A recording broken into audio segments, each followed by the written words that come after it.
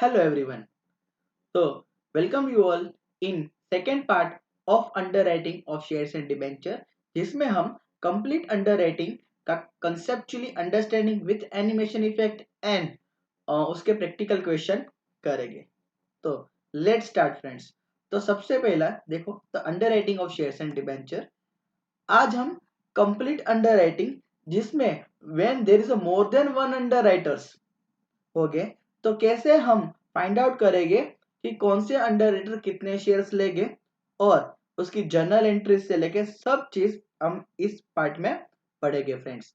Okay, so this is the again basic video क्योंकि यही part से आप जो नेक्स्ट पार्ट होगा पार्ट 3 जिसमें हम फर्म अंडर राइटिंग को समझेंगे बहुत ध्यान से उसके लिए यहाँ बेस बनेगा फ्रेंड्स. तो ये पार्ट आपके लिए बहुत ही रिक्वायर्ड है. सो एग्जाम में ज्यादातर फॉर्म अंडर राइटिंग पूछा जाता है इसलिए ये इसका बेस है फ्रेंड्स. तो चलो फ्रेंड्स स्टार्ट करते हैं. Complete underwriting in case of more than one under writer. हमने पार्ट 1 में अंडर राइटिंग का कंसेप्ट पढ़ा और उसमें जो हमने लास्ट सम क्वेश्चन नंबर 1 देखा बेटा वो कंप्लीट अंडर राइटिंग ही था. पर कंप्लीट अंडर राइटिंग यानी कि आपने जितने शेयर्स इश्यू किए पब्लिक को उसका पूरा रिस्क 100% रिस्क कौन लेते हैं? अंडर राइटर्स लेते हैं. और क्वेश्चन 1 में क्या देखा था बेटा फ्रेंड्स हमने कि वहां एक अंडर राइटर ही था जिसने गारंटी दी थी. पर यहाँ कंप्लीट अंडर राइटिंग होगा पर यहाँ क्या होगा फ्रेंड्स अंडर राइटर एक से ज्यादा हो गए. तो चलो फ्रेंड्स समझते हैं सबसे पहले हमारे एनिमेशन इफेक्ट के साथ. चलो तो अगेन वही एग्जांपल के साथ कि भाई आरसी लिमिटेड है. लक्ष्मी जी के पास गया कि भाई मुझे 100 करोड़ चाहिए पर पब्लिक मेरी सुनती नहीं है. पब्लिक को मुझ पर भरोसा नहीं है. मेरे लिए पब्लिक बनी नहीं. तो तभी लक्ष्मी जी ने कहा डोंट वरी. जिसका पब्लिक ने उसका कौन है यारो? अंडर राइटर यार. तो लक्ष्मी जी ने सबसे पहले मेरे जीवन में जो अंडर राइटर की एंट्री दी वो तो आप सब जानते हैं, दीपिका. ठीक है, जो अंडर राइटर 1 है उसने क्या कहा कि मुझे चाहिए कितने फ्रेंड्स? 100 करोड़ चाहिए, राइट. तो पर उसने क्या किया? उसने कहा कि I can give assurance of only 20 crore. भाई अपनी हिम्मत 20 करोड़ की है, बाकी मेरे पास मैं उससे ज्यादा गारंटी दे सकती नहीं. मुझे कोई डोंट वरी. पर वो रोने लगी, नहीं नहीं मैंने तो 100 करोड़ की देना चाहती थी पर देखो रो रही है. हाँ हाँ. तो कोई डोंट वरी दीपिका, अभी दूसरे भी अंडर राइटर हो गए. तभी जीवन में दूसरी अंडर राइटर आई, आप देख सकते हो, राइट. उसने क्या कहा कि I can give assurance of only 30 crore. चलो दीपिका ने 20 करोड़ की गारंटी दी, आलिया ने 30 करोड़ की गारंटी दी फ्रेंड्स. टोटल 100 में से 50 करोड़ की गारंटी तो हो चुकी है. चलो और मुझे 50 करोड़ की गारंटी चाहिए. और तभी मेरे जीवन में आ रही है तीसरी व्यक्ति, आप देख सकते हो. सर ये कौन है? ये अंडर राइटर 3. और इसे देखो तो इनका नाम है चंदा कोचर. अब आईसीआईसीआई बैंक के सुना है तो उनके ये फाउंडर और चेयरमैन आप कह सकते हैं चंदा कोचर. अ, तो उन्होंने क्या कहा कि I can give assurance of only 50 crore. बस और क्या चाहिए? दीपिका ने 20 करोड़, आलिया ने 30 करोड़ और चंदा जी ने 50 करोड़. टोटल 100 करोड़ की गारंटी फ्रेंड्स हो चुकी है. आप देख सकते हो. तो इसे क्या है? Under return. ये कंप्लीट अंडर राइटिंग है फ्रेंड्स. पूरा 100 करोड़ का रिस्क मेरा कौन अब बेर करेगा? दीपिका, आलिया और चंदा. दीपिका ने कहा 20 करोड़, आलिया ने कहा 30 करोड़ और चंदा ने कहा 50 करोड़. तो ऐसे मेरे 100 करोड़ की गारंटी यहाँ 3 अंडर राइटर ले रहे फ्रेंड्स. तो it is called under return by more than 1 underwriter friends. Got it. चलो तो अंडर राइटिंग में friends generally only one underwriter जो हमने इसके पहले पार्ट में देखा था.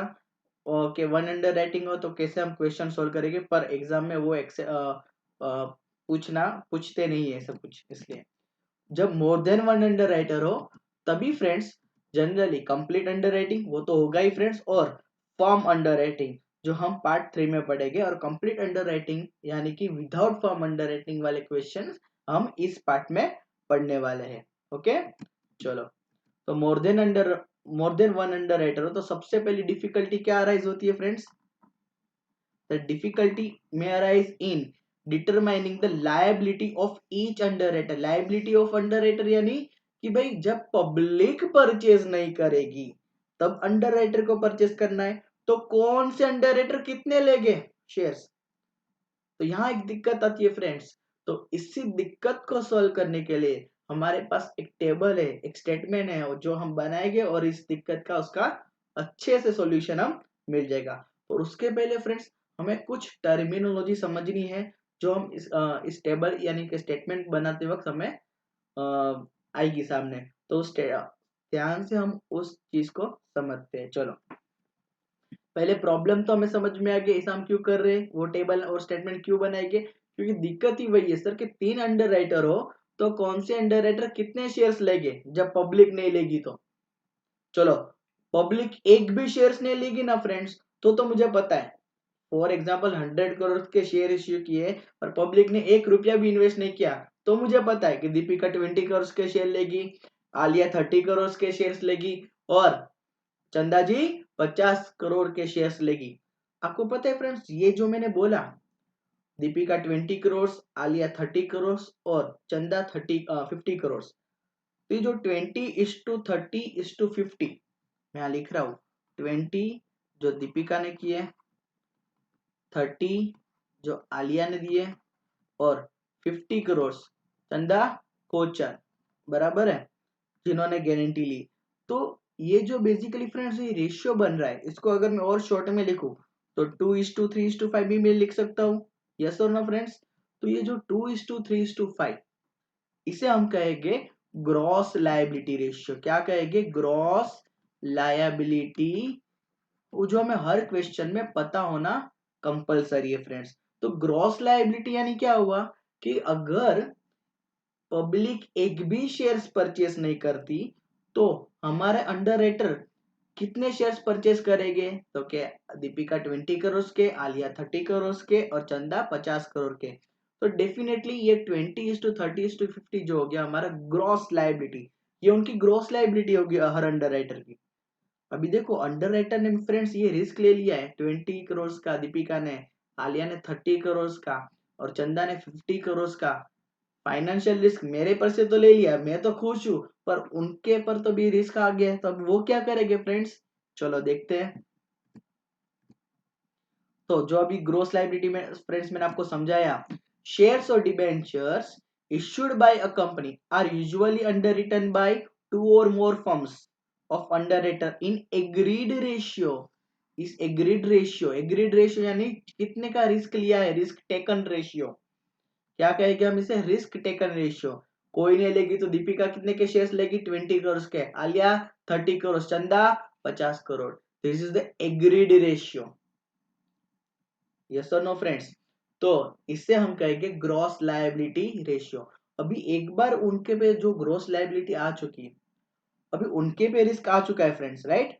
अभी वो अपना रिस्क कम करने के लिए क्या करेंगे, ज्यादा से ज्यादा मार्केटिंग करेंगे। क्या करेंगे फ्रेंड्स, ज्यादा से ज्यादा मार्केटिंग करेंगे, ज्यादा से ज्यादा कोशिश करेंगे कि उनके एफर्ट से शेयर्स सेल हो जाए, जिससे क्या होगी, उनकी ग्रोस लायबिलिटी कम होगी। क्या हो जाएगी फ्रेंड, ग्रोस लायबिलिटी कम होगी।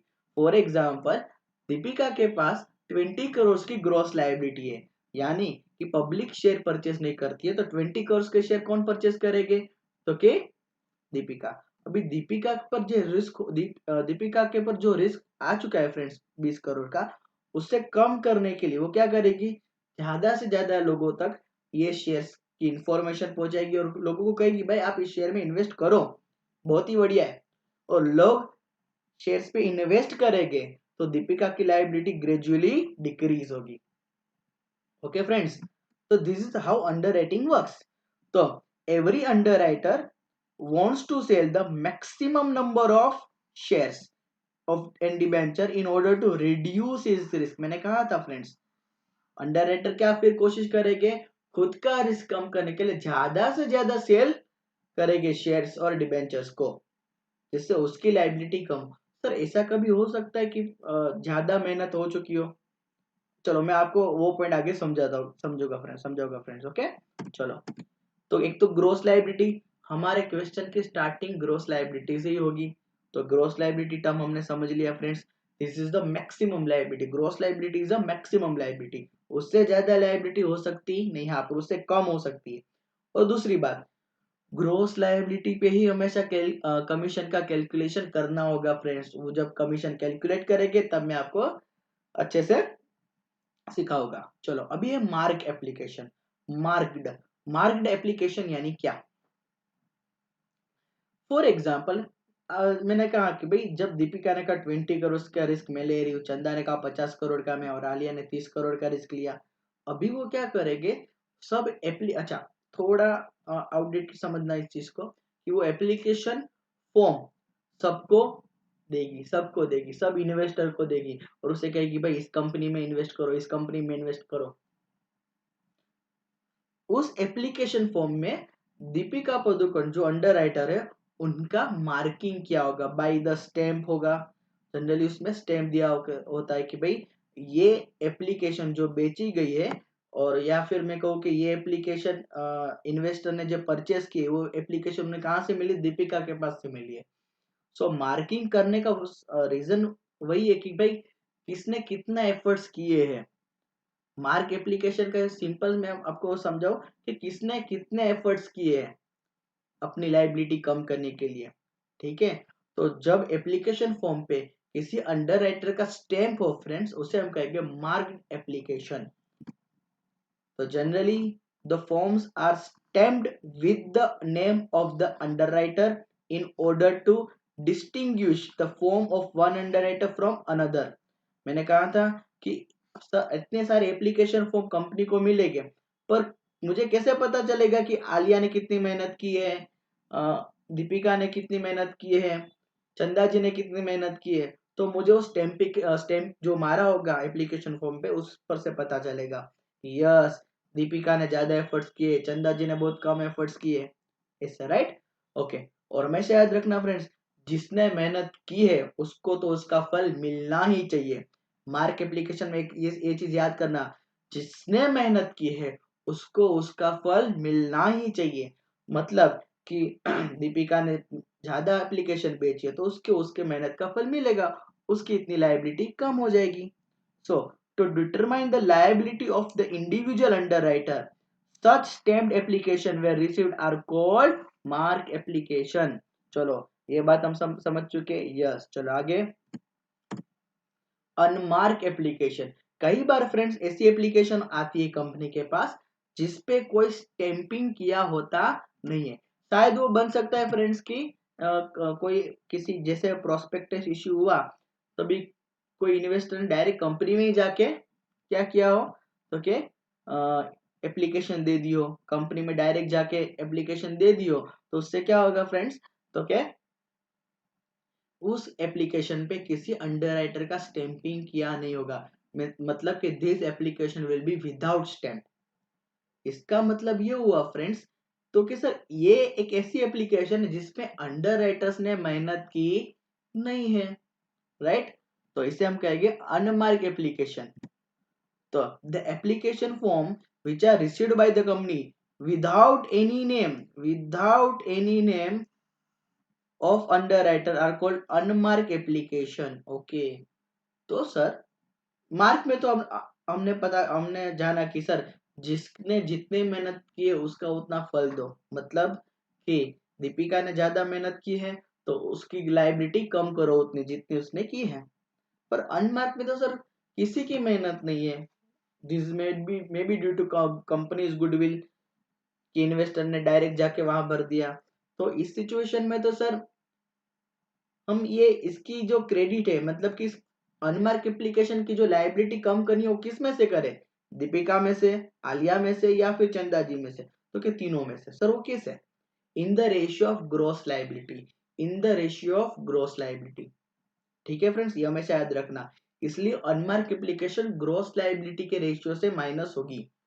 जब मार्क एप्लीकेशन जितनी मेहनत उतना फल, मार्क एप्लीकेशन जितनी मेहनत उतना फल, बराबर। मतलब कि जिसने एक्चुअल जितनी मेहनत की उतना लेस होगा। जब भी अनमार्क एप्लीकेशन कितना लेस होगा फ्रेंड्स, तो क्या in the ratio of gross liability. Gross liability अभी हमने फ्रेंड्स पढ़ा, this is the ratio, which ratio, agreed ratio of risk taken, right. तो हमेशा क्वेश्चन में हमें सबसे पहले gross liability ratio find out कर लेना है, क्योंकि अनमार्क एप्लीकेशन हम उसी रेशियो से माइनस करेंगे। ठीक है, चलो फिर आगे।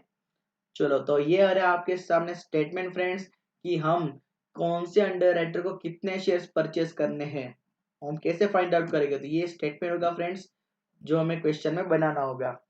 एक पर्टिकुलर्स, फिर हम टोटल की कॉलम लिखेंगे, फिर अंडर राइटर्स के नाम। ठीक है फ्रेंड्स, ओके। फिर सबसे पहले हम क्या लिखेंगे, ग्रॉस लायबिलिटी, जो हमारे केस में था 100 करोड़ टोटल, उसमें से दीपिका के 20, ये 30 और ये 50। या यह कैलकुलेशन पूरा शेयर्स पर होगा, मतलब यहाँ कोई रुपीस नहीं, यहाँ सिर्फ शेयर से लिखे जाएंगे। फिर उसमें से हम लेस क्या करेंगे, मार्क एप्लीकेशन। मार्क एप्लीकेशन कितना माइनस करेंगे, जितना एक्चुअल, मतलब कि जिसने जितनी मेहनत की उसका उतना फल मिलेगा, तो उसकी उतनी लाइबिलिटी कम होगी, तो हम यहाँ एक्चुअल माइनस करनी होगी। ठीक है, फिर जो भी बैलेंस आएगी फ्रेंड इसमें से माइनस करके, उसमें से हमें अनमार्क एप्लीकेशन माइनस करनी है। अनमार्क एप्लीकेशन यानी किसी का फल नहीं, ये कंपनी की मेहनत है, कंपनी की गुडविल होगी, बराबर है। और उसका फल जो अंडर राइटर को मिलेगा वो कौन से रेशियो में मिलेगा, ग्रॉस लाइबिलिटी। मतलब कि अनमार्क एप्लीकेशन से जो लाइबिलिटी रिड्यूस होगी अंडर राइटर की, वो सब कौन से रेशियो में होगी, ग्रॉस लाइबिलिटी रेशियो, जिसे हम शॉर्ट में कहेंगे GL रेशियो। ठीक है, चलो ये जैसे फ्रेंड माइनस होगा, तभी एक चीज हमेशा ध्यान रखना, कई बार ऐसा हो सकता है फ्रेंड्स कि किसी का आंसर माइनस में आए, किसी का आंसर माइनस में आए। याद रखना फ्रेंड्स, लास्ट जो नेट लाइबिलिटी वाला कॉलम होगा, जो ये नेट लाइबिलिटी वाला कॉलम होगा, यहाँ फिगर आइदर डैश यानी कि जीरो आना चाहिए, या फिर पॉजिटिव, आइदर जीरो फिगर आना चाहिए या फिर पॉजिटिव फिगर आना चाहिए, नेगेटिव फिगर आना चाहिए नहीं। अगर जो नेगेटिव फिगर आया, बराबर है, तो उसे हम कहेंगे सरप्लस। जैसे कि फॉर एग्जांपल यहाँ आलिया का नेगेटिव फिगर आ रहा है, तो नेगेटिव फिगर को हम क्या कहेंगे, सरप्लस बोलेंगे। और उस सरप्लस, सरप्लस यानी सिंपल समझो, किसी अंडर रेटर ने बहुत ज्यादा, तो ऐसा है कि भाई जैसे कि हम कहते हैं ना फ्रेंड्स के, किसी ने बहुत ही अच्छे, बहुत ही पुण्य किए, और हम कई बार ऐसे कहते हैं कि भाई हमारे पूर्वज के पुण्यों का फल हमें मिल रहा है, राइट। जैसे कि भाई फॉर एग्जांपल आज आकाश अंबानी ले लो, बराबर फ्रेंड्स, तो उनके पूर्वज के फल है सब ये रिलायंस, राइट, जो धीरू भाई और मुकेश, तो उनके पूर्वज के फल आकाश को मिल रहे, राइट, और अभी उनके डॉटर को। तो वैसे ही कि किसी अंडर राइटर में हम लाइबिलिटी माइनस करते हैं, अगर उसका आंसर माइनस में आ रहा है, मतलब उसने बहुत ज्यादा मेहनत कर ली है, उसके में बहुत ज्यादा पुण्य आ चुके हैं, तो उस जो सरप्लस आया होगा, उसकी इफेक्ट किसे, जो सरप्लस किसको मिलना चाहिए, जिसका आंसर पॉजिटिव है अभी भी, और वो भी कौन से रेशियो में, ग्रॉस लायबिलिटी रेशियो में, जो मैं आपको यही स्टेटमेंट प्रैक्टिकल क्वेश्चन में कैसे बनाना है वो बहुत अच्छे से समझाऊंगा। पर आपको थीम क्लियर हो जानी चाहिए। सबसे पहले ग्रॉस लायबिलिटी, उसमें से क्या लेस करना है, मार्क एप्लीकेशन जो एक्चुअल होगा, उसमें से उसमें से लेस करना है unmark application gross liability ratio में। अगर किसी अंडर राइटर का फिगर नेगेटिव आ रहा है, तो वो उसे हम सरप्लस कहेंगे। उसकी क्रेडिट हमें किस कौन से अंडर राइट को देना है, जिसके पॉजिटिव फिगर है, वो भी कौन से रेशियो में, ग्रॉस लायबिलिटी रेशियो में। At the end net liability जो भी आएगी फ्रेंड्स, वो इधर जीरो आनी चाहिए या फिर पॉजिटिव, नेगेटिव आनी चाहिए नहीं। तो ये जो स्टेटमेंट होगा हम हर क्वेश्चन में बनाएंगे, तो आप याद कर लीजिए ठीक से, ओके। और अगर किसी को कोई भी क्वेश्चन क्वेरी हो, तो फ्रेंड्स मैं लास्ट में अपना व्हाट्सअप नंबर छोड़ दूंगा, उसमें आप मुझे क्वेरी पूछ सकते हो। ठीक है, ओके। चलो इसकी जर्नल एंट्रीज क्या होगी फ्रेंड्स, चलो। तो ऑलवेज ये क्या एक हैबिट हम रखेंगे फ्रेंड्स, कि सबसे पहले हम जो हमने याद हो, हम पहले एक चार्ट बनाएंगे। वो चार्ट आप कैसे बनाना है वो आपको मैं क्वेश्चन में सिखाऊंगा। सबसे पहले एक चार्ट बनाएंगे, एक बार क्वेश्चन में पढ़ के वो चार्ट हमें अच्छे से बना लेना है। एक बार चार्ट पर बन जाए ना बेटा, फिर सब ये मैकेनिज्म है, gross liability, mark, unmark, surplus का डिस्ट्रीब्यूशन करो और नेट लायबिलिटी फाइंड आउट करो। नेट लायबिलिटी मतलब कौन, जो शेयर्स, नेट लायबिलिटी का मतलब समझ लेना कि जो शेयर्स पब्लिक ने परचेज नहीं किए। वो शेयर्स कौन परचेज करेगा? Under writer. और कौन से अंडर राइटर कितने शेयर्स परचेज करेंगे, वो हम इसके लिए स्टेटमेंट बनाते हैं। और फिर हम कमीशन का कैलकुलेशन करना है, और फिर फाइनल सेटलमेंट का, और फिर जर्नल एंट्रीज दोगे ना फ्रेंड्स, तो जर्नल एंट्री बहुत इजी लगेगी। तो अभी पहले हम जर्नल एंट्रीज में आपको समझा देता हूँ। चलो, सबसे पहले application money from public. Public हमें एप्लीकेशन मनी देगी, उससे उसकी क्या एंट्री होगी? Bank account debit to share application. अगर एक ही साथ कंपनी मान लो कि 10 रुपए का इश्यू प्राइस, और कंपनी पूरे का पूरा इश्यू प्राइस मंगवा रही है, तो हम क्या लिखेंगे? Bank account debit to share application and allotment. ये 12th का बेसिक है फ्रेंड्स, होप वो आपको याद होगा। हाँ, पर एप्लीकेशन 10 में से 3 रुपया मंगवा रही तो बैंक टू शेयर एप्लीकेशन, पर 10 से 10 रुपया साथ में मंगा रही है तो bank account debit to share application and allotment, जैसी सिचुएशन। ओके, चलो, तो bank account debit to share application account, वो कैसे हम फाइंड आउट करेंगे? Share subscribe by public. Public ने कितने शेयर्स परचेस किए हैं इनटू एप्लीकेशन पर शेयर, ये पहली एंट्री होगी। दूसरी एंट्री में हम क्या करेंगे? एप्लीकेशन कहां पे ट्रांसफर करेंगे? शेयर कैपिटल में ट्रांसफर करेंगे। अगर शेयर इश्यू डेट प्रीमियम होगा तो यहाँ टू सिक्योरिटी प्रीमियम भी लिखेंगे। ठीक है फ्रेंड्स, देखना क्वेश्चन एट पार है कि एट प्रीमियम है। हाँ, डिस्काउंट से तो हम शेयर इश्यू करते हैं नहीं है। फिर तीसरी एंट्री होगी कि share subscribe bye underwriter, मतलब कि जो शेयर्स पब्लिक ने परचेज नहीं किए तो कौन परचेज करेंगे? अंडर राइटर परचेज करेंगे। That is shares not subscribe by public. तो उसकी एंट्री क्या होगी? शेयर्स शेयर्स के रुपीस किसके पास से लेने? अंडर राइटर के पास से, यानी अंडर राइटर्स अकाउंट डेबिट। ये कंपनी के व्यू पॉइंट से हमें जर्नल एंट्री करनी है फ्रेंड्स, समझ में आया?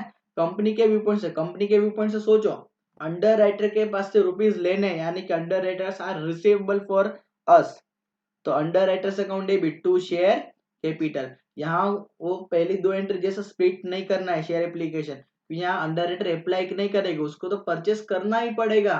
ठीक है फ्रेंड्स, तो underwriters account debit to share capital, और प्रीमियम हुआ तो टू सिक्योरिटी प्रीमियम। ओके, ये फिगर सर कैसे मिलेगा? ये फिगर सर आपको मैं अभी जो आप फाइनल सेटलमेंट समझाऊंगा उसमें से ही मिल जाएगा। या फिर आप क्या कर सकते हो, यहाँ पे नेट लायबिलिटी जो हमने फाइंड आउट किया इनटू एप्लीकेशन पर शेयर, वैसे भी फाइंड आउट कर सकते हैं। ठीक है, फिर फोर्थ एंट्री होगी कमीशन ड्यू करने की। चलो, कमीशन कंपनी के लिए एक्सपेंस है, एक्सपेंस अकाउंट क्या होता है? डेबिट होता है। तो underwriting commission account debit, underwriting commission account debit friends, right. और किसको देने हैं? यहाँ company, this expense is payable by the company to the underwriters, right, to the underwriters. तो यहाँ अंडर राइटर पेएबल्स हो चुके हैं, यहाँ हमें उनको इतना पे करना है, तो this the entry of commission due जो हम कैलकुलेशन करेंगे। और लास्ट में जो फिफ्थ होगा वो फाइनल सेटलमेंट की एंट्री होगी। बराबर है। सेटलमेंट दो तरीके से हो सकते हैं friends, either money received from under writer, under writers के पास से कंपनी को रुपीज लेने हैं, या फिर money paid to underwriter, company को क्या देना है? मनी किसको पे करना है? अंडर राइटर को पे करना है। ठीक है, तो पहले इसकी एंट्री समझ लेते हैं। अगर अंडर राइटर के पास से हमें रुपीज लेने हैं, हमें यानी कि कंपनी, तो bank account debit to underwriter. जिस भी अंडर राइटर कंपनी को मतलब कि जिस अंडर राइटर को कंपनी को रुपीस देने हैं, तो वो क्या करेंगे? अंडर राइटर कंपनी को रुपीस देंगे, तो bank account debit, because bank balance will increase, and who is giver? Underwriter, तो अंडर राइटर अकाउंट क्रेडिट। पर अंडर राइटर को मनी पे करने हैं, मतलब कि company will pay to underwriter, तो underwriter account debit to bank, क्योंकि bank balance कम होगी इसलिए टू बैंक अकाउंट, और underwriter is a receiver. Okay friends, simple. तो मैक्सिमम इस केस में अंडर राइटिंग में मैक्सिमम 6 एंट्री आ सकेगी।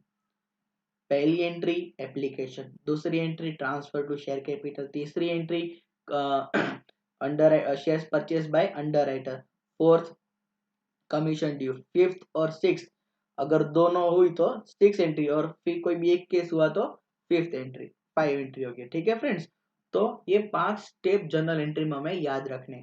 सर ये फाइनल सेटलमेंट हमें कैसे पता चलेगा कि मनी लेने हैं या देने हैं? तो उसके लिए हमें एक टेबल बनाना होगा फ्रेंड्स, सेटलमेंट टेबल। ठीक है, यहाँ से आपको सब आंसर मिल जाएंगे। मैं हमेशा कहूंगा कि सबसे पहले वो नेट लायबिलिटी, सबसे पहले वो चार्ट बनाना है। क्वेश्चन पर से चार्ट बना लो समझ के, एक बार चार्ट समझ में फिर पूरा मैकेनिज्म होगा कि आपको क्या करना है। तो कि आपको नेट लायबिलिटी वाला एक टेबल बनाना होगा। टेबल बनाने के बाद कमीशन का वर्किंग नोट बना लो और सेटलमेंट का वर्किंग नोट बना लो। सेटलमेंट का फ्रेंड्स वर्किंग नोट बन गया ना, तो ये यहाँ से आप सब जर्नल एंट्री लिख सकते हो।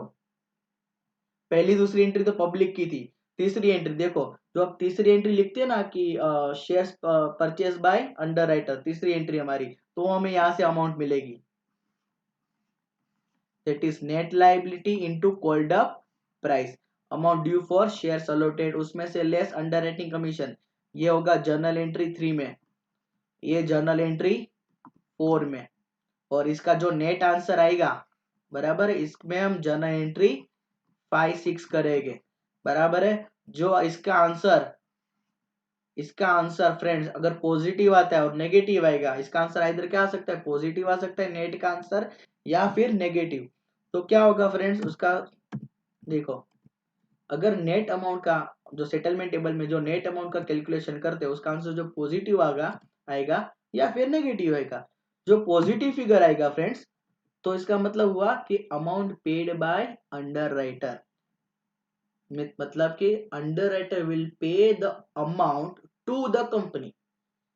तो entry will be bank account debit to underwriter, जो भी अंडर राइटर का नाम होगा वो हमें लिखना है। पर जो नेगेटिव फिगर आता है, यानी कि amount received by underwriter, मतलब company will pay to the underwriter, मतलब अंडर राइटर यहाँ रिसीवर होगा। So underwriter account debit to bank. Simply जब फर्म अंडर राइटिंग नहीं होती है फ्रेंड्स, सिर्फ complete underwriting more than one underwriter होगा, तो यही चीज हमें फॉलो करनी है। इसके फ्रेंड्स हमारे पास दो क्वेश्चन है, जिसमें एक क्वेश्चन में हम सिर्फ कैसे ये नेट लायबिलिटी कैलकुलेट करनी है वो है, और दूसरा पूरा जर्नल एंट्री के साथ सब है फ्रेंड्स। तो दो क्वेश्चन की फ्रेंड्स हम प्रैक्टिस करेंगे, उसके बाद हम लास्ट पार्ट में जाएंगे फर्म अंडर राइटिंग में। ओके फ्रेंड्स, तो let's start with the practical question. Okay, hope एक बार आप ये रिपीट कर लीजिए, फिर हम प्रैक्टिकल क्वेश्चन में आगे बढ़ते हैं। Thank you friends.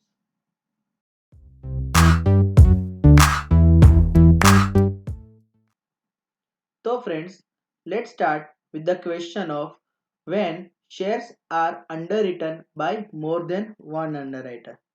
और ये हम फ्रेंड्स कंप्लीट अंडर राइटिंग ही पढ़ते हैं, क्योंकि पार्शियल अंडर राइटिंग यानी कि for example out of 100 crore मुझे सिर्फ 70 करोड़ के अंडर राइटर कह रहे, बाकी 30 करोड़ आप मैनेज कर लो, ऐसा कुछ भी friends partial under writing companies act में प्रोहिबिटेड है।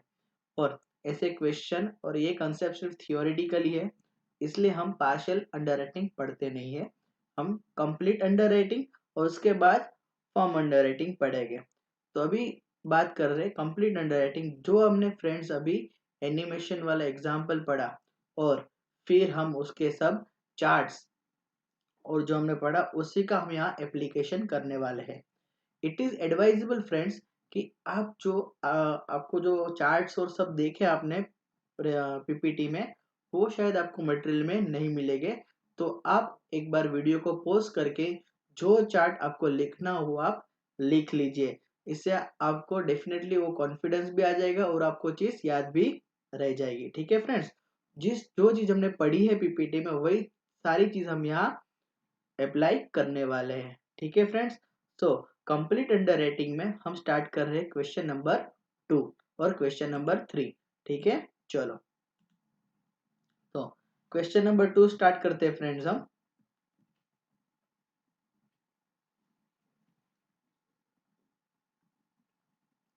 Siddhivinayak limited issued 50 lakh equity shares of 10 each। चलो, शेयर्स कितने इश्यू किए, 50 लाख। एक शेयर की फेस वैल्यू है 10 रुपीज। द होल इश्यू यानी complete under right was underwritten by A, B and C तो ए बी सी हमारे अंडर राइटर है। चलो, ए ने कहा है अगर कोई भी शेयर परचेस नहीं करेगा तो ए कितने शेयर परचेस करेंगे, 15 लाख, बी 25 लाख और सी 10 लाख। अगर आप इसका टोटल करोगे फ्रेंड्स तो 50 लाख ही होगा। इसके पर से हम gross liability ratio find out कर सकते हैं। ये हमारी ये कंपनी, ये हर अंडर राइटर की ग्रोस लायबिलिटी है।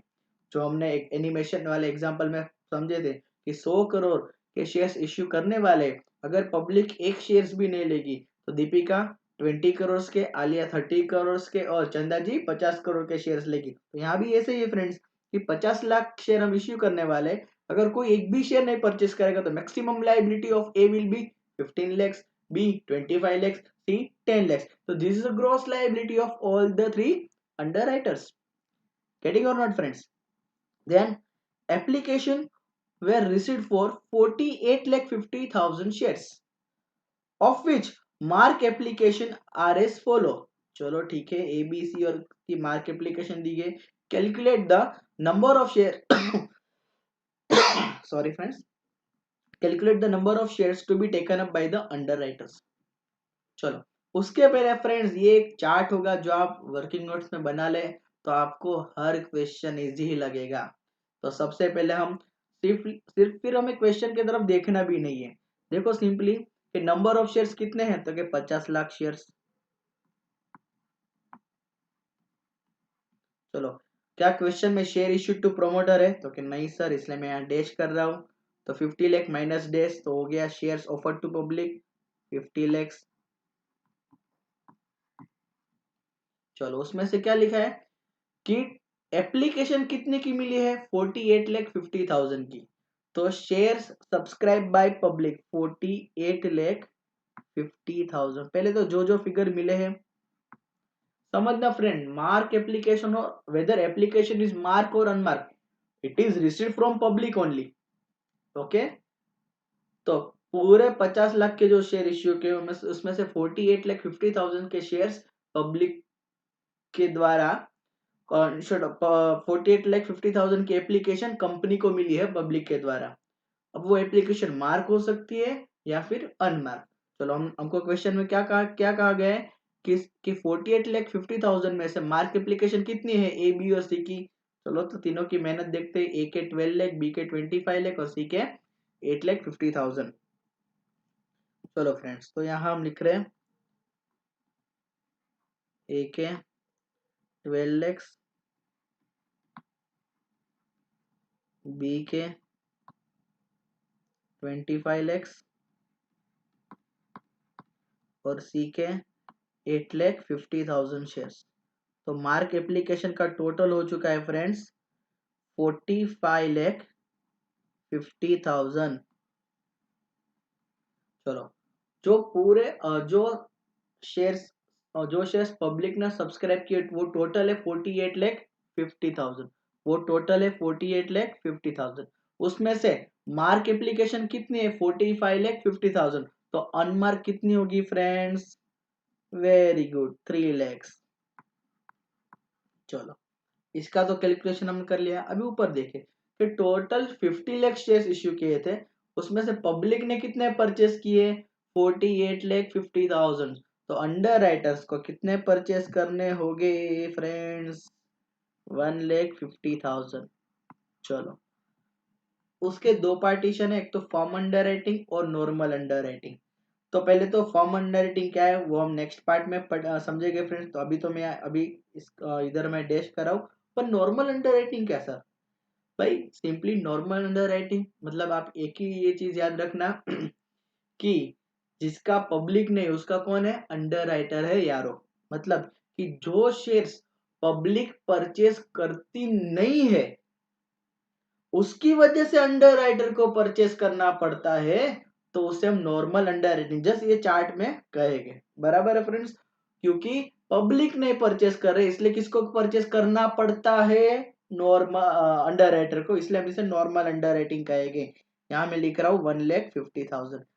तो ये form under writing next part में डेफिनेटली आप समझोगे। आप उसके लिए आपको वो सेंटेंस अगर याद रखना हो उसके लिए, तो हमेशा एक चीज याद रखना कि हम जहां खड़े होते हैं लाइन वहां से चालू होती है। ये सेंटेंस फॉर्म अंडर राइटिंग के लिए जो हम नेक्स्ट पार्ट में पढ़ेंगे। ठीक है फ्रेंड्स, तो ये हमारा चार्ट बन चुका है। चार्ट का सिंपली इंटरप्रिटेशन देख लो कि भाई 50 लाख शेयर है, ऑफर किए, 48,50,000 की एप्लीकेशन मिली, उसमें से मार्क 45,50,000 और 3 लाख अनमार्क है। इसकी वजह से 1.5 लाख शेयर किसी ने परचेस नहीं किए, तो कौन परचेस करेंगे? अंडर राइटर पड़ा हो। यार क्वेश्चन इज कि सर ये 1.5 लाख तो टोटल शेयर है ना, तो उसमें से ए कितने, बी कितने और सी कितने, उसकी उसी के लिए फ्रेंड्स हम क्या बनाते, वो नेट लायबिलिटी का स्टेटमेंट बनाते हैं। ठीक है फ्रेंड्स, चलो तो सबसे पहले ये चार्ट बनाना। एक बार चार्ट बन गया फिर हमें क्वेश्चन की तरफ देखना भी नहीं है, सीधा कैलकुलेशन स्टार्ट करेंगे। सबसे पहले यहाँ मैंने लिखा है gross liability ratio friends, A B C का। तो देखो 15 लाख 25 लाख ये इनका रिस्क टेकन है, एग्रीड रेशियो है। उनको हम छोटे डिनोमिनेशन में कन्वर्ट करते हैं तो रेशियो आ जाते हैं 3:5:2। ओके फ्रेंड्स, चलो तो यहाँ हमने बनाया statement showing net liability of under writers. तो आप मेरे साथ ही फ्रेंड्स चालू करना। तो पर्टिकुलर्स टोटल आपको ऐसा ही एक फॉर्मेट बनाना होगा, particulars total A B and C. चलो सबसे पहले ग्रॉस लायबिलिटी। तो ग्रॉस लायबिलिटी टोटल कितनी है फ्रेंड्स, टोटल कितने शेयर्स इश्यू किए पब्लिक को, तो के 50 लाख शेयर्स। अगर कोई भी एक एक इंसान भी 50 लाख एक शेयर भी नहीं परचेस करेगा, तो ये कितने परचेस करेंगे, तो उनको सिंपली ग्रॉस लायबिलिटी 3:5:2 है, दैट इज 15 lakhs 25 lakhs और यहाँ आएगा फ्रेंड्स 10 lakhs। चलो उसमें से सिंपली चार्ट में देखो फ्रेंड्स मार्क एप्लीकेशन कितनी है, तो कि 12 lakhs 25 lakhs और 8,50,000, यानी टोटल है 45,50,000। जिसने जितनी मेहनत की उसको इतना फल मिलना चाहिए, इसलिए मार्क एप्लीकेशन हमेशा कितनी माइनस होगी, एक्चुअल। चलो तो यहाँ मैं लिख रहा हूँ टोटल में 45,50,000, फिर बाजू में ए की मेहनत थी 12 लाख की, ठीक है। बी ने तो सब मेहनत 25 लाख की पूरी कर ली, वाह भाई वाह। और सी ने मेहनत की 8,50,000 की। ये सिंपली उन्होंने एप्लीकेशन पब्लिक को बेची है क्योंकि उनकी खुद की लायबिलिटी उससे कम होगी। चलो तो टोटल में से माइनस करेंगे तो यहाँ आएगा 4,50,000, 15 में से 12 जाएगा तो अभी 3 लाख की लायबिलिटी ए पे है, बी पे कुछ नहीं है और सी पे 1,50,000 की। देखो फ्रेंड्स टोटल हॉरिजॉन्टली भी टेली होना चाहिए, ए का 3 लाख और सी का 1,50,000, तो टोटल 4,50,000 हो रहा है, यस। ऐसे कैलकुलेशन करते रहना फ्रेंड्स, क्योंकि ये हमारा एग्जाम ये एग्जाम में जो क्वेश्चन होगा एकदम रोकड़ा बोले ना ऐसा मार्क्स है फ्रेंड्स। तो चलो अनमार्क एप्लीकेशन देखो चार्ट में कितनी है, 3 लाख। चलो तो 3 लाख है, ये तो टोटल में मिल लिख दी, पर अभी एबीसी को कितना मिले, क्योंकि ये तो उनकी मेहनत नहीं है बराबर। तो ये हम कौन से रेशियो में, जीएल रेशियो में। और जीएल रेशियो क्या है फ्रेंड्स, 3:5:2। चलो तो 3 लाख को सर 3:5:2 में डिस्ट्रीब्यूट कीजिए, दैट इज 90,000। यहाँ फिर 1,50,000 और यहाँ आएगा 60,000।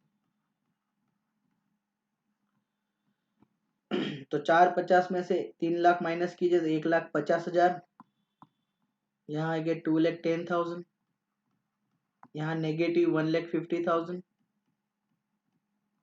और यहाँ आ जाएगा 90,000। अभी फ्रेंड हॉरिजॉन्टली भी आप टेली कर सकते हैं, 2,10,000 प्लस 90,000, 3 लाख और 3 लाख में से ये 150 माइनस है, तो यहाँ टोटल में 150 आ जाएगा। चलो अभी मैंने कहा था फ्रेंड्स कि क्या क्या कहा था फ्रेंड्स, कि अगर जो जब किसी अंडर राइटर का आंसर माइनस में होगा तो उसे हम क्या कहेंगे, सरप्लस, यानी कि बी ने बहुत ही पुण्य किए, बी ने बहुत ही मेहनत की है, आप देख भी पा रहे हो, राइट। तो surplus of B will be distributed to A and C, जिसका आंसर पॉजिटिव है, इन द रेशियो ऑफ, चलो अभी रेशियो जीएल रेशियो मैंने कहा था, पर बी को तो वापस देना नहीं है, क्या करना है, तो ए और सी के बीच में जरा रेशियो देखो, 3:5:2 तो ए बी सी का है, तो ए और सी के बीच में कितना रेशियो है, 3:2, ए का 3 और सी का 2। ओके, जब भी फ्रेंड्स ये सरप्लस का एडजस्टमेंट करना है, यहाँ हम प्लस और माइनस करते हैं, प्लस और माइनस क्यों, क्योंकि जो इसका 150 माइनस है उसमें 150 हम प्लस कर देंगे, और इस 150 को दूसरे दो में से हम 3:2 के रेशियो में माइनस करेंगे, तो आ जाएगा फ्रेंड्स 150 को 3:2 में डिस्ट्रीब्यूट करोगे तो आंसर आएगा 80,000, यहाँ माइनस होगा और यहाँ 60,000 ए और सी में। और याद रखना फ्रेंड्स, टोटल में कुछ भी लिखना नहीं है, बराबर है, टोटल में कुछ भी लिखना नहीं है, क्योंकि देखो 1,50,000 यहाँ प्लस है और यहाँ 80 और 60, 1,50,000 माइनस हुए, ठीक है, तो इसलिए टोटल में डैश ही होगा हमेशा, तो सिंपली यहाँ नेट लायबिलिटी में वापिस होगा 1,50,000, 210 में से 80 माइनस कीजिए तो 120, 150 में से 150 तो यहाँ कुछ नहीं डैश, और यहाँ आ जाएगा 30। देखो फ्रेंड्स, ऊपर हमने जो चार्ट बनाया इधर कि सर शेयर कंपनी ने, सॉरी पब्लिक ने शेयर परचेस नहीं किए, इसलिए अंडर राइटर को परचेस करने होंगे 150, पर किसको सर, किसको, कितने, इसका आंसर में देखो इधर मिल चुका है नेट लायबिलिटी में, कि जो टोटल 150 है उसमें 120 परचेस कौन करेंगे, ए, और सी को 30,000 शेयर परचेस करने पड़ेंगे, बी को कुछ भी नहीं, क्योंकि ज्यादा एफर्ट्स है उनके। क्लियर फ्रेंड्स, गेटिंग और नॉट, बहुत ही इजी क्वेश्चन है फ्रेंड्स, ठीक है। अभी अगेन नेक्स्ट क्वेश्चन हम इस पे ही करेंगे वापिस, और उसमें हम जर्नल एंट्री और कमीशन वगैरह सब कुछ करेंगे, तो ये हमें ये चीज तो नेक्स्ट क्वेश्चन में भी हम अप्लाई करेंगे। तो let's start with the question number 3। उसका सॉल्यूशन में आपको, आप फ्रेंड्स सिंपली वीडियो को पॉज करके आप लिख सकते हो क्वेश्चन नंबर 2 के सॉल्यूशन, और पॉसिबल हो तो एक बार उनको समझने के बाद बिगर देख के लिखना है फ्रेंड्स, तो डेफिनेटली आपको कॉन्फिडेंस आ जाएगा। बस कैलकुलेशन एरर मत करना किसी चीज को डिस्ट्रीब्यूट और प्लस और माइनस करने में, और मैंने तुम्हें जहां जहां कहा है कि ये चीज मत करना, एक तो ये चीज यहाँ, जब भी किसी का नेगेटिव फिगर डिस्ट्रीब्यूट करो तो टोटल में कुछ लिखना नहीं है, और जिसका फिगर नेगेटिव हो उसका उतना प्लस कर देना, सो इसका आंसर वहां 0 आ जाएगा। मैंने कहा था इधर डैश यानी 0, या फिर पॉजिटिव होना चाहिए, माइनस में होना चाहिए नहीं। ओके, चलो, तो let's start with the question number 3 friends. Question number 3, Hari limited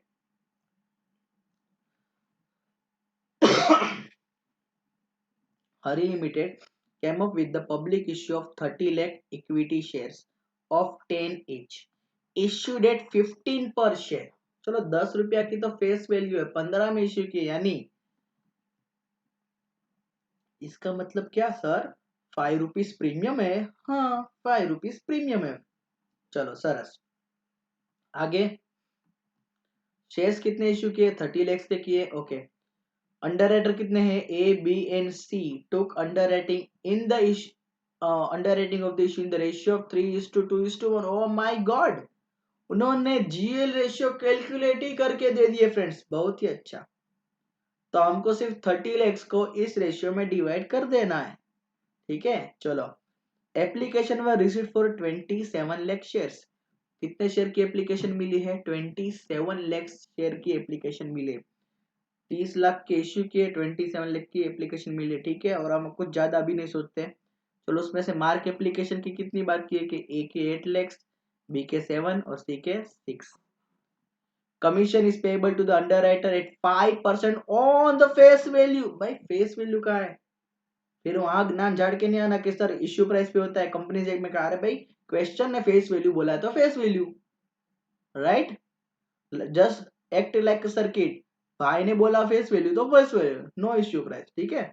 चलो रिक्वायर्ड क्या हमें ढूंढ के देना है, compute the liability of each underwriter, जो हमने पहले इसके पहले क्वेश्चन में किए हैं, as regard the number of shares to be taken up, ठीक है कर देंगे। Pass journal entries in the books of Hari limited to record the transaction relating to underwriter. ये बेटा हमेशा ध्यान में रखना, अगर आप चाहे तो जो जर्नल एंट्री होगी only with respect to underwriter देते तो भी आपका सॉल्यूशन सच ही होगा। सर इसका मतलब अगर आपको अभी याद हो तो जो हमने पीपीटी में एक पहली दो एंट्री में देखा था, क्या देखा था कि वहां फ्रेंड्स क्या होता है कि पब्लिक ने जो शेयर परचेस किए उसकी हमने हमने दो एंट्री दी थी, बैंक टू शेयर एप्लीकेशन और share application to share capital, जिसमें पब्लिक ने शेयर परचेस किए हो वो उसकी हम एंट्री की थी। आप वो एंट्री नहीं करोगे तो भी चलेगा फ्रेंड्स, ठीक है। आपको सिर्फ वही एंट्री करनी है जिसमें अंडर राइटर का कंट्रीब्यूशन, मतलब कि only relating with the under writer, nothing else.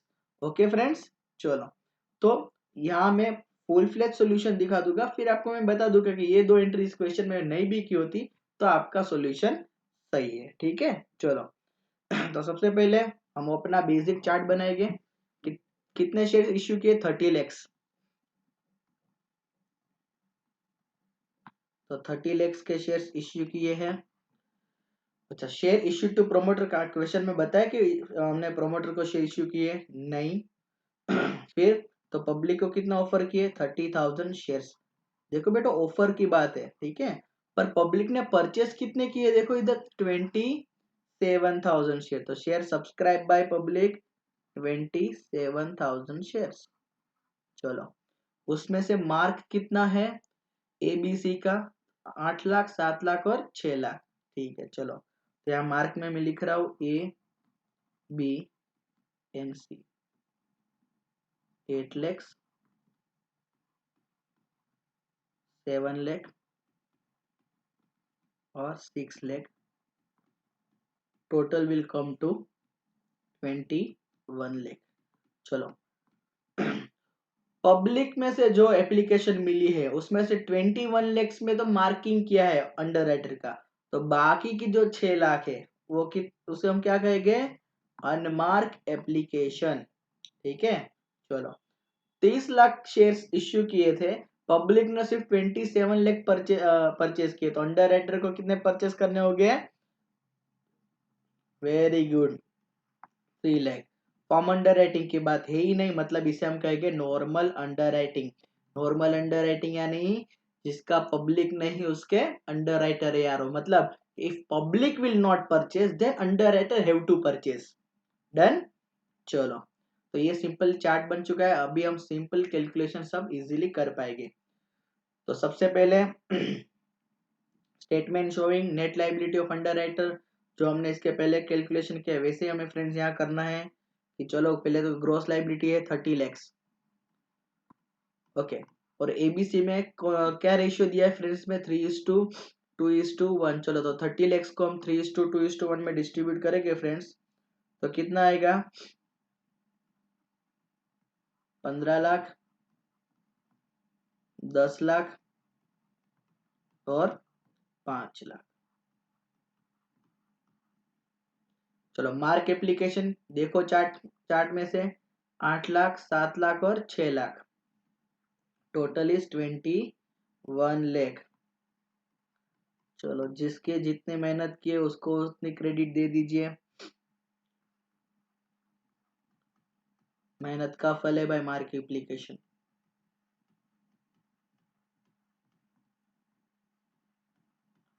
चलो तो कितना बैलेंस बचता है, यहाँ होगा 9 lakhs, यहाँ आएगा 7 lakhs, यहाँ आएगा 3 lakhs, और 5 में से 6 लाख माइनस करोगे तो -1 लाख। और यही चीज हॉरिजॉन्टली चेक कर लीजिए फ्रेंड्स कि 7 लाख प्लस 3 लाख 10 लाख, 10 लाख -1 लाख तो 9 लाख आ चुका है टोटल कॉलम में, राइट। अभी अनमार्क एप्लीकेशन देख लीजिए चार्ट में, 6 लाख। चलो तो 6 लाख पर वो कौन से रेशियो में जाएगा फ्रेंड्स, 3:2:1। तो 6 लाख को 3:2:1 में डिस्ट्रीब्यूट करते हैं फ्रेंड्स, तो यहाँ आएगा 3 लाख, यहाँ 2 लाख, और यहाँ आ जाएगा 1 लाख। चलो तो यहाँ आ जाएगा 3 लाख, 9 लाख माइनस 6 लाख तो 3 लाख, 7 में से 3 लाख माइनस करेंगे तो 4 लाख, 3 में से 2 लाख माइनस करेंगे तो 1 लाख, और सी का आंसर यहाँ भी माइनस है फ्रेंड्स और यहाँ भी माइनस है, तो 1 लाख 1 लाख हो जा रहा है 2 लाख, बराबर है, minus minus plus, mathematics right. और पूरा आंसर माइनस में ही होगा, मतलब कि सी का आंसर माइनस में आ रहा है, डेट मीन यह सरप्लस ऑफ सी। चलो तो यहाँ मैं लिख रहा हूँ surplus of C distributed to A and B. चलो कौन से रेशियो में, देखो ए और बी का जीएल रेशियो क्या है, 3:2, वेरी गुड। और जब भी सरप्लस होगा फ्रेंड्स, टोटल कॉलम में हम डैश करेंगे, जिसका माइनस है उसका उसमें उतना ही प्लस कर देंगे, तो यहाँ लिखूंगा मैं 2 लाख, और इस 2 लाख को हम 3:2 में डिस्ट्रीब्यूट करते हैं, तो यहाँ आंसर आ जाएगा 1,20,000, और जिसमें पॉजिटिव होगा उसमें से हम माइनस करेंगे। चलो तो सिंपली नेट लाइबिलिटी तो क्या 3 लाख, 4 लाख में से 1,20,000 माइनस करेंगे तो यहाँ आ जाएगा 2,80,000, यहाँ 20,000, और 2 lakh minus 2 lakh plus 2 lakh that will be 0। Okay, तो मतलब फ्रेंड्स देखो इधर चार्ट में, जो यहाँ नॉर्मल अंडर रेटिंग में यहाँ 3 लाख आया था कि भाई जिस पब्लिक ने परचेज नहीं किया इसलिए underwriter have to purchase, पर कौन से अंडर राइटर को कितना शेयर्स परचेज करना होगा ये हमें इस स्टेटमेंट से मिला है। देखो कि ये 3 लाख जो शेयर्स है उसमें से ए को परचेज करने होंगे 280 और बी को परचेज करने होंगे 20, सी को कुछ नहीं। ठीक है फ्रेंड्स, चलो उसके बाद जर्नल एंट्री के पहले सर एक दो वर्किंग नोट बना लेना खास, एक तो कैलकुलेशन ऑफ कमीशन और यह सेटलमेंट का टेबल, उसके ऊपर से आप जर्नल एंट्री बहुत ही इजी से दे पाओगे। ठीक है फ्रेंड्स, तो चलो कैलकुलेशन ऑफ कमीशन। तो कमीशन कैसे कैलकुलेट करना, देखो मैंने यहाँ फॉर्मूला भी लिखी है, ग्रॉस लायबिलिटी टेबल में देखना है ग्रॉस लायबिलिटी कितनी है इनटू फेस वैल्यू, क्योंकि क्वेश्चन में कहा है कि फेस वैल्यू पे हमें कमीशन देना है, और इश्यू प्राइस बोला तो मैं इश्यू प्राइस लिखता इनटू रेट ऑफ कमीशन। तो ए बी और सी का ग्रॉस लायबिलिटी कितना है, 15 लाख, 10 लाख और 5 लाख। चलो तो मैं यहाँ लिख रहा हूँ 15 लाख, 10 लाख और 5 लाख, ये सब शेयर्स है फ्रेंड्स। चलो कमीशन फेस वैल्यू पे देनी है जो कितने हैं ₹10, इंटू रेट ऑफ कमीशन कितना कहा गया बेटा 5%।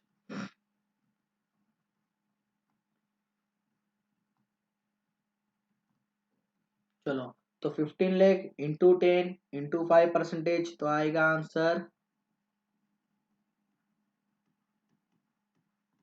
10 लाख इंटू 10 इंटू 5% तो आएगा आंसर 5 लाख, और यहाँ 2,50,000। चलो तो कमीशन भी कैलकुलेट हो चुका है, अभी सिंपली नेट अमाउंट ड्यू और ड्यू टू, देखो ड्यू फ्रॉम और ड्यू टू अंडर राइटर से पैसे लेने हैं या पैसे देने हैं, उसका ये टेबल है सेटलमेंट टेबल, बराबर, जिसे हम क्या कहेंगे सेटलमेंट टेबल। तो क्या लिखा है amount due from under writer से आप कितने पैसे लेने हैं, तो जितनी नेट लायबिलिटी है ऊपर टेबल में इंटू ₹15, क्योंकि कोल्ड प्रेस कितनी एक साथ ही हम पैसे मंगवा रहे हैं, यहाँ क्वेश्चन में कुछ लिखा नहीं कि हम इंस्टॉलमेंट में मंगवा रहे हैं राइट। तो नेट लायबिलिटी इंटू 15, तो नेट लायबिलिटी कितना है 280 और 20, सी में कुछ नहीं है, तो यहाँ लिख रहा हूं मैं 280, 2,80,000 इंटू 15। तो चलो यहाँ आंसर आ जाएगा फ्रेंड्स 42 lakhs, और बी में 20,000 इंटू 15 यानी 3 lakhs, और सी में तो कुछ था ही नहीं, और अंडर राइटिंग कमीशन हमने ऊपर लिखा ही है 7,50,000, 5,00,000, 250, 7,50,000, 5,00,000 और 2,50,000। जो ए है वो क्या है, उसका इंटरप्रिटेशन कि अंडर राइटर के पास से रुपीज लेने हैं, किसको, कंपनी को।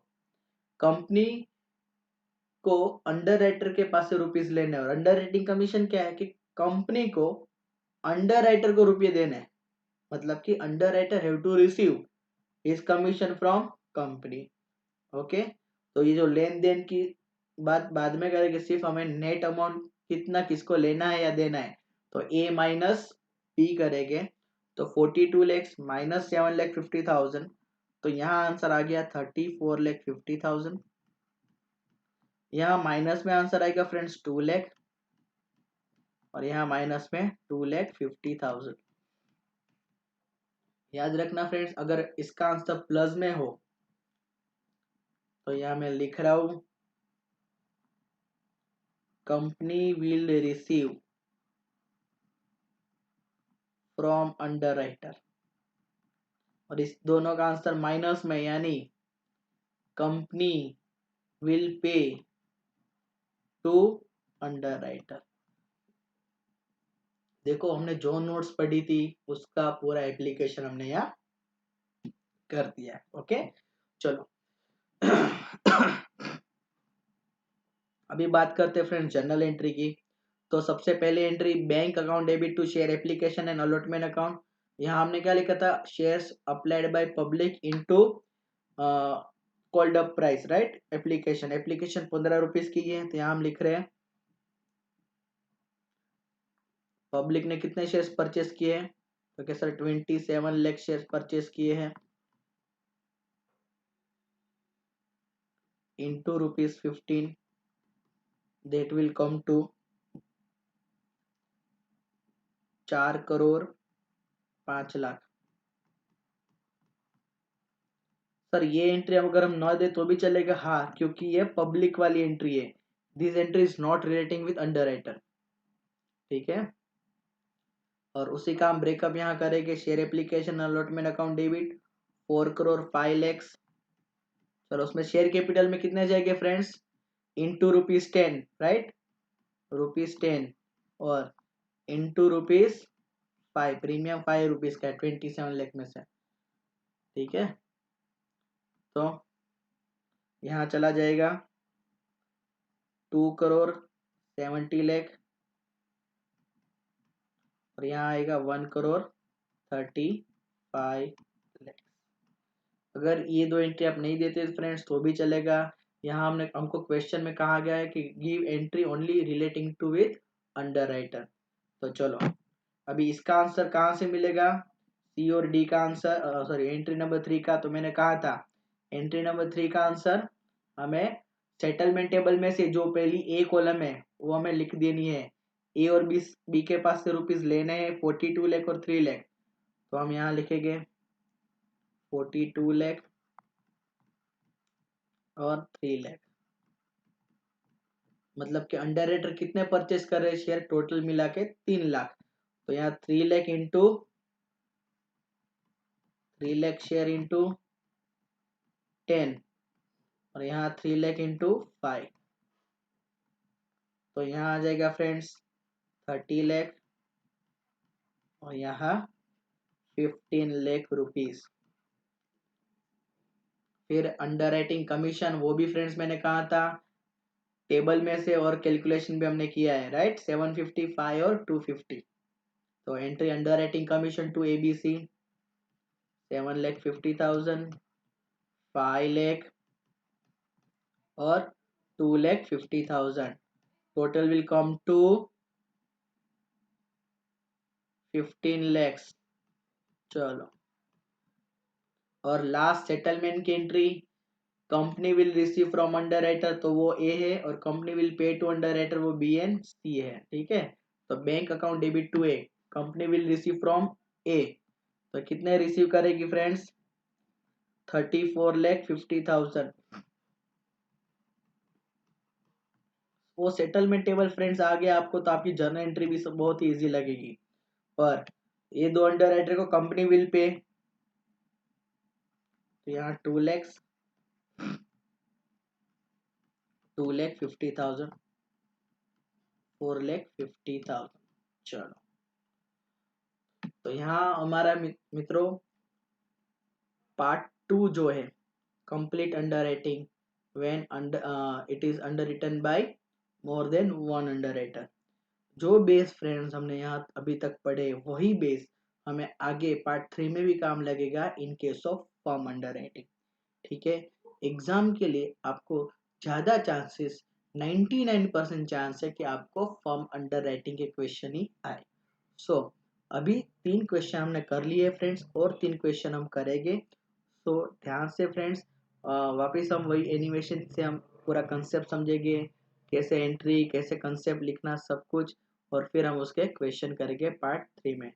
सो अगर आपको कॉन्फिडेंस आया है अंडर राइटिंग में, तो then please like this video, share this video for the maximum benefits of the student, and subscribe this channel for this more, for more educational videos in future. Thank you everyone.